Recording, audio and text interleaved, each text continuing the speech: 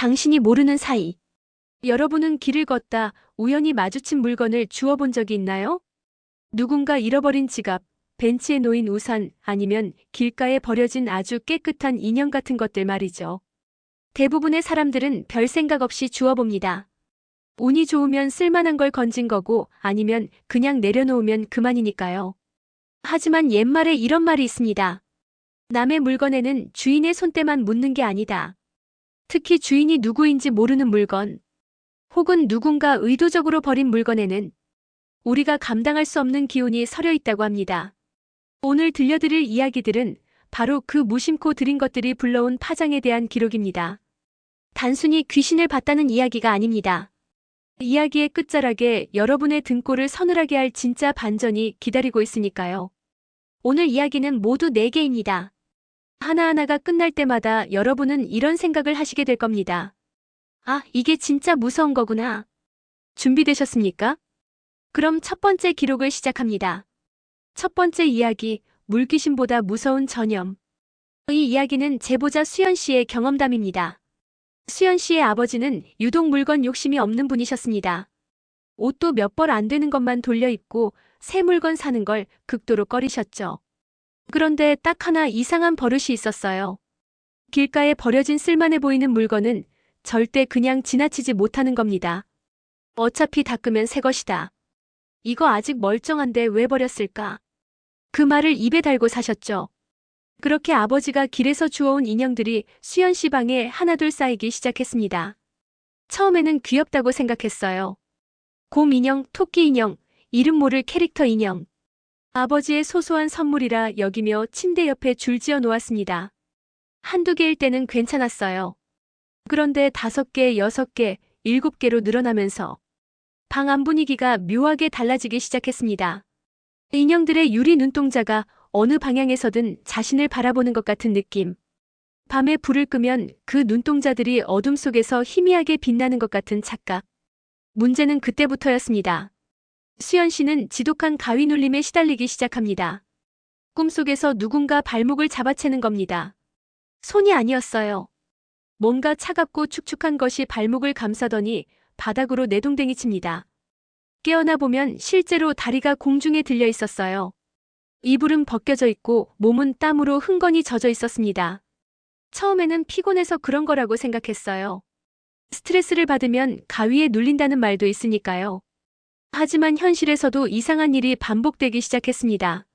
멀쩡한 길을 걷다가 누가 발을 건 것처럼 툭 넘어집니다. 한 번도 아니고 2번도 아니고 거의 매일이었어요. 계단을 내려가다 발목이 꺾이듯 접히고 평지에서 갑자기 무릎에 힘이 풀리며 쓰러지고 밤이면 발목을 누가 꽉 움켜쥐는 느낌에 소스라치게 놀라 깨어났습니다. 병원에 가봐도 아무 이상이 없었어요. MRI를 찍어도 혈액 검사를 해도 어디 하나 문제될 게 없었습니다. 의사는 고개를 갸우뚱하며 스트레스성이라고만 했죠. 그러던 어느 날이었습니다. 명절에 찾아온 친척 어른이 수연 씨 방에 들어서더니 문턱을 넘자마자 얼굴이 하얗게 질렸습니다. 이 방에 들이면 안 될 게 있다. 당장 다 치워라. 호통이었습니다. 명절 분위기가 싸늘하게 얼어붙을 만큼 단호한 목소리였어요. 자초지종을 들은 친척 어른은 아버지가 주워온 인형들을 가리키며 말했습니다. 출처를 모르는 물건은 절대 방에 들이는 게 아니다. 특히 인형은 사람의 형상을 하고 있어서 무언가가 깃들기 가장 쉬운 그릇이다. 누가 왜 버렸는지도 모르는 것을 아이 방에 들여놓다니. 수연 씨는 그날 밤 아버지가 주워온 인형들을 모조리 내다버렸습니다. 쓰레기 봉투에 담아서 집에서 가장 먼 수거함에 넣었어요. 하나도 남기지 않았습니다. 그런데 신기한 일이 벌어졌습니다. 그 지독한 가위 눌림이 씻은 듯이 사라진 겁니다. 발목을 잡는 느낌도 멀쩡한 길에서 넘어지는 것도 전부 멈췄습니다. 마치 스위치를 끈 것처럼 깨끗하게요. 수연 씨는 안도했습니다. 역시 그 인형들 때문이었구나. 이제 끝났다고 생각했습니다. 여기서 이야기가 끝났다면 그냥 물건 조심하라는 흔한 괴담이었겠죠. 하지만 진짜 공포는 몇 년 뒤에 밝혀집니다. 수능이 끝난 해였습니다. 수연 씨의 친구가 교회 수련회를 다녀와서 이상한 이야기를 해줬어요. 수련회에서 함께 기도를 하던 중이었다고 합니다. 조용히 기도하고 있는데 갑자기 영감이 발달한 한 자매가 비명을 질렀습니다. 언니 뒤에 검은 개가 따라갔어. 언니한테 이상한 게 붙었어. 사람들이 달려가 보니 수연 씨의 친구가 바닥에 누워 몸부림치고 있었습니다. 마치 누군가 보이지 않는 손으로 발목을 잡고 공중에 띄워 흔드는 것처럼. 상체는 바닥에 붙은 채 다리만 허공에서 미친 듯이 흔들리고 있었습니다. 주변 사람 서너 명이 달라붙어 다리를 눌렀지만 힘을 당해낼 수가 없었다고 합니다. 수연 씨는 그 이야기를 듣는 순간 온몸에 소름이 돋았습니다. 심장이 멈추는 것 같았어요. 그 친구가 겪은 증상이 바로 수연 씨가 겪었던 그 발목 가위와 토씨 하나 안 틀리고 똑같았기 때문입니다. 발목을 잡히는 느낌, 다리가 공중에 뜨는 현상, 제어할 수 없는 몸부림, 그리고 기억이 떠올랐습니다. 수연 씨가 인형을 버리기 며칠 전, 그 친구가 수연 씨 집에 놀러 왔었습니다. 방에 들어온 친구가 인형 하나를 보고 말했어요. 이거 귀엽다. 나 하나 가져가면 안 돼? 수연 씨는 어차피 버릴 거니까 가져가라고 했습니다. 인형은 친구의 손에 들려 그 집으로 갔습니다. 그리고 수연 씨의 가위 눌림이 멈춘 바로 그 시점부터 친구에게 같은 증상이 시작된 겁니다. 저주는 사라진 게 아니었습니다. 그저 다른 사람에게로 옮겨갔을 뿐입니다. 마치 전염병처럼, 숙주를 바꿔가며 살아남는 것처럼. 여러분이 무심코 버린 물건, 누군가 그걸 주었다면 지금 이 순간에도 그 사람의 발목을 잡고 있는 건 아닐까요? 두 번째 이야기, 캐리어 속의 비밀. 물건을 줍는 것만큼 위험한 것이 있습니다. 보지 말아야 할 것을 보는 것입니다. 이 이야기는 8년 전 한적한 시골 강변에서 있었던 준호 씨의 경험담입니다. 그날 준호 씨는 친구들과 술을 마시고 집으로 걸어가고 있었습니다. 한여름 밤이었어요. 축축한 공기가 피부에 달라붙는 듯한 그런 밤. 강변을 따라 나 있는 좁은 길을 걷고 있었는데 다리 밑에서 뭔가가 눈에 들어왔습니다. 덩그러니 놓인 천으로 된 캐리어 하나. 주변에는 인적이 없었습니다. 가로등도 없는 어두운 다리 밑에 캐리어만 덩그러니 놓여 있었어요. 강물 소리만 졸졸 흐르고 풀벌레 소리가 귀를 감싸고 있었습니다. 지나칠 수도 있었습니다. 그냥 걸어가면 되는 일이었어요.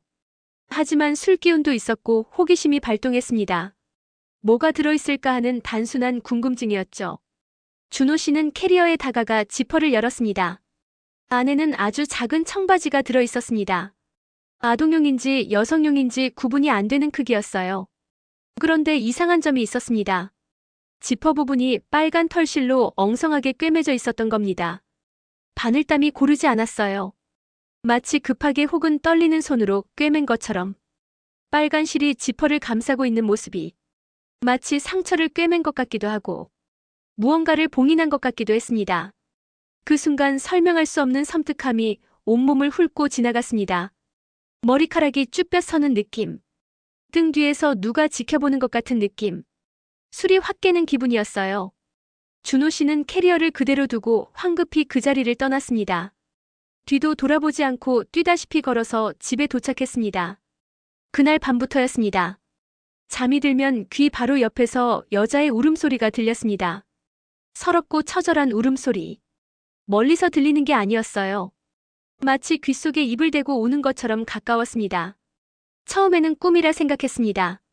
하지만 눈을 떠도 울음소리가 계속됐어요.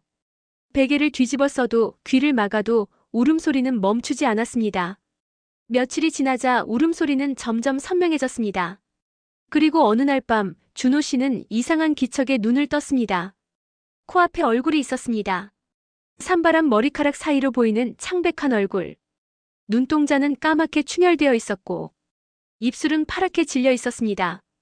그 여자가 준호 씨의 얼굴을 들여다보며 딱 한마디를 남겼습니다. 아무한테도 말하지 마.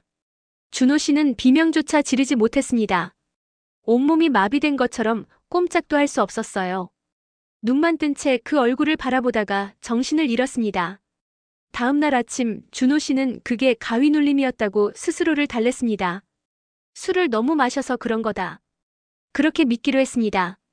하지만 공포에 질린 준호 씨는 입을 다물고 살았습니다. 아무에게도 그날 밤 일을 말하지 않았어요. 시간이 지나면서 환청도 서서히 줄어들었고 어느새 일상으로 돌아갈 수 있었습니다. 그런데 몇 년이 흘러 친구들과의 술자리에서 분위기가 무르익자 무용담처럼 그 이야기를 꺼내고 말았습니다. 야, 나 그때 다리 밑에서 이상한 캐리어 봤는데 안에 빨간 실로 꿰맨 청바지가 있었어. 친구들은 웃어넘겼습니다. 에이, 술 먹고 헛것 본 거지. 그러면서 까르르 웃었죠. 그런데 한 친구가 웃지 않았습니다. 술잔을 내려놓더니 정색하며 말합니다. 나 그때 거기서 무당이 굿하는 거 봤는데 밤에 다리 밑에서 횃불 켜놓고 뭔가 하고 있었어. 술자리의 공기가 싸늘하게 얼어붙었습니다. 아무도 말을 잇지 못했어요. 그리고 시간이 더 지난 후 밝혀진 사실이 있습니다. 준호 씨가 캐리어를 발견했던 그 시기.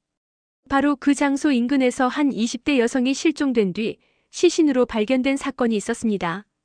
수사는 미제로 남았고 범인은 끝내 잡히지 않았습니다. 준호 씨는 그 사실을 알고 나서 며칠을 잠을 이루지 못했다고 합니다. 그 귀신이 말하지 말라고 했던 이유.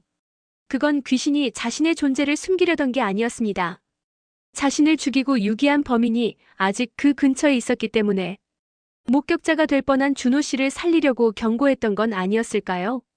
내가 여기서 본 걸 말하면 너도 위험해진다고.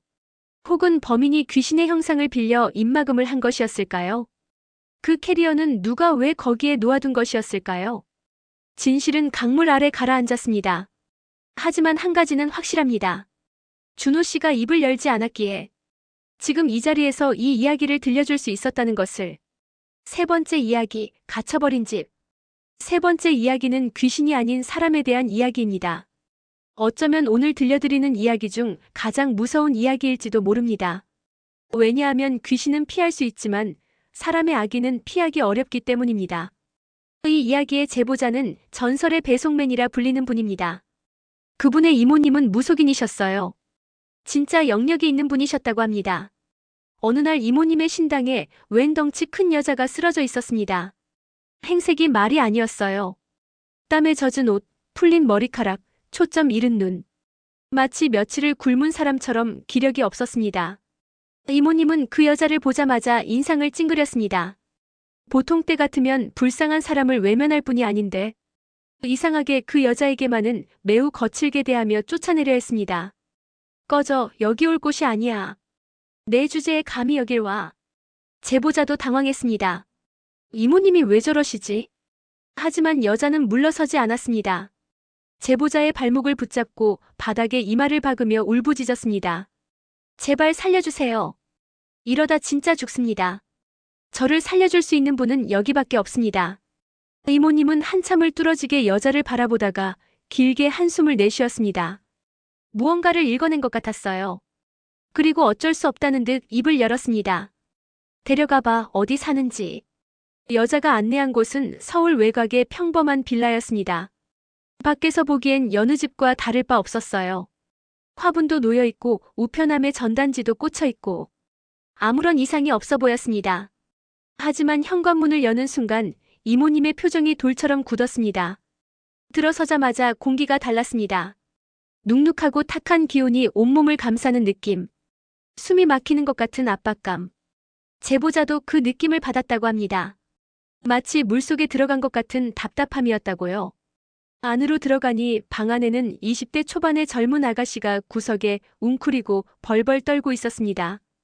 눈이 퀭하게 꺼져 있었고 볼이 쏙 들어가 있었어요.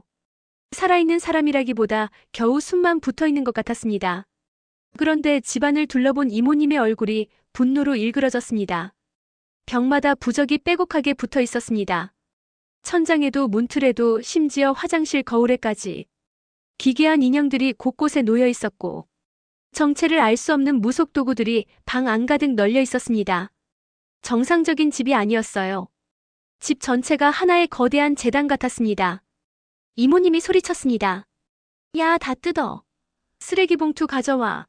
하나도 남기지 마. 제보자와 함께 벽에 붙은 부적을 하나씩 뜯어내기 시작했습니다. 부적이 잘 안 떨어졌어요. 접착제가 아니라 무언가 다른 것으로 붙여놓은 것 같았습니다. 억지로 뜯어내면 벽지까지 같이 뜯겨 나왔습니다. 그런데 부적을 뜯을 때마다 이모님이 중얼거렸어요. 하나, 둘, 셋. 부적 하나를 뜯을 때마다 숫자를 세는 겁니다. 제보자가 물었습니다. 이모, 뭘 세는 거야? 이모님의 대답이 등골을 서늘하게 했습니다. 귀신을 세는 거야. 부적 하나에 귀신 하나씩 가둬놨어. 뜯을 때마다 하나씩 풀려나오고 있어. 지금 이 방 안에 12개째다. 제보자는 손이 덜덜 떨렸습니다. 하지만 이모님은 아랑곳하지 않고 부적을 계속 뜯어냈습니다. 인형도 봉지에 쓸어 담고 무속 도구들도 하나하나 집어서 버렸습니다.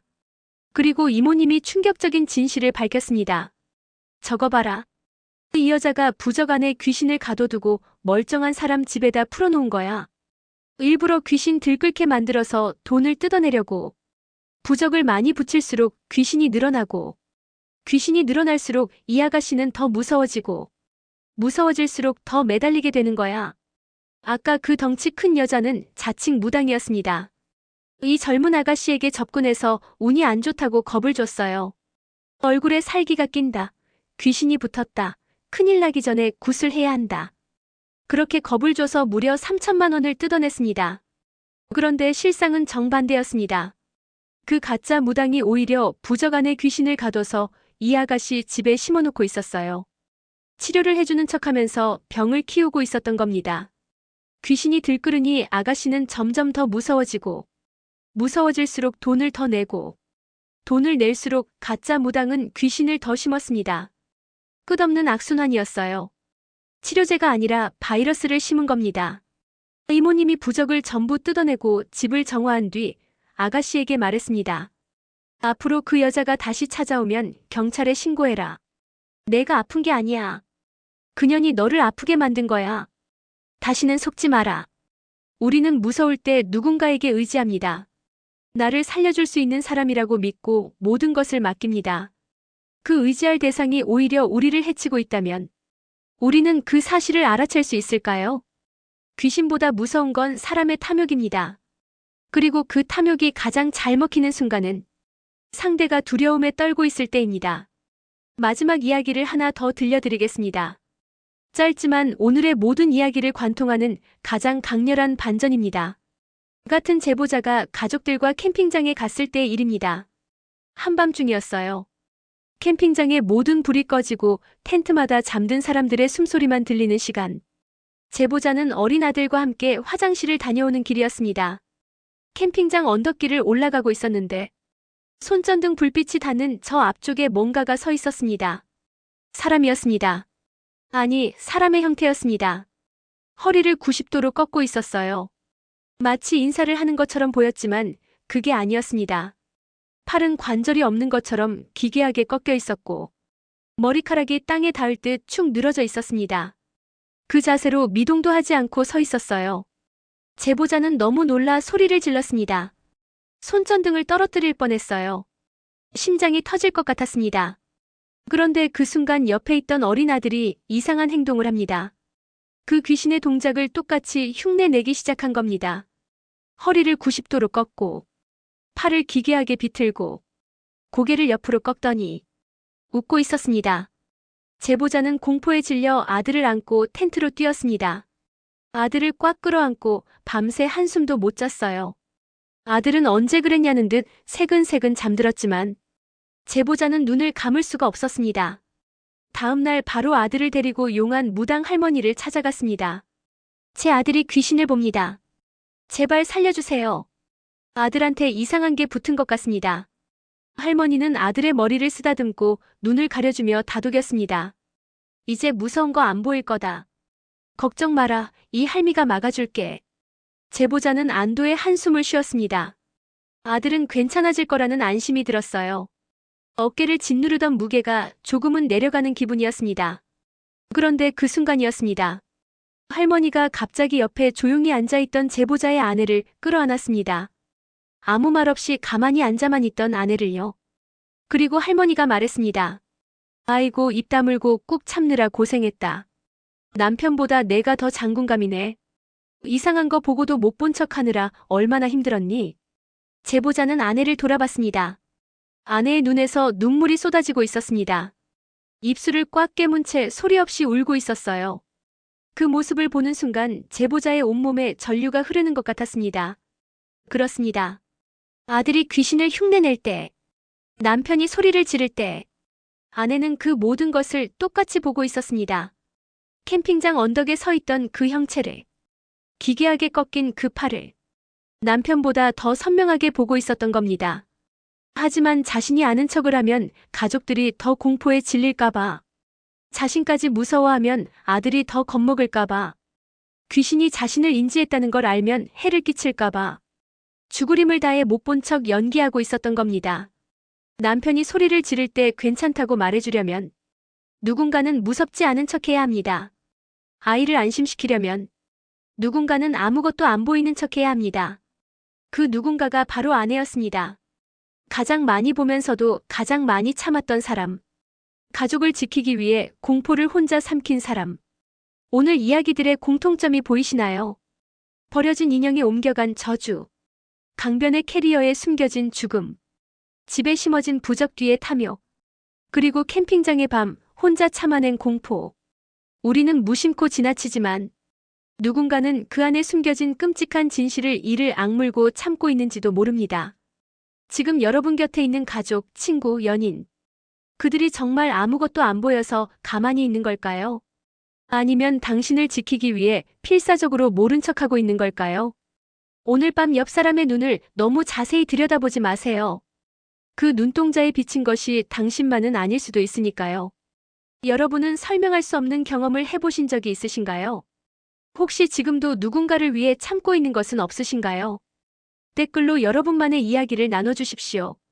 좋아요와 구독은 이런 이야기를 더 많이 전하는 가장 큰 힘이 됩니다.